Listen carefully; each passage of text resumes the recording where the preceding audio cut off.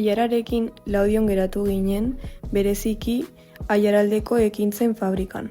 Eskualdean egiten diren jardueretako gunea da.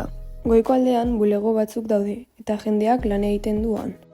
Beheko pisuan taberna txiki bat eta ekonomato bat dute. Tailerrari buruzko aldizkariak ere badaude. Aiararen taldean saiatzen hasi zen bitartean, faktoria eta bere bitxikeriak ikusten aritu ginen. Eta 12:00 elkarrizketa hasi genuen.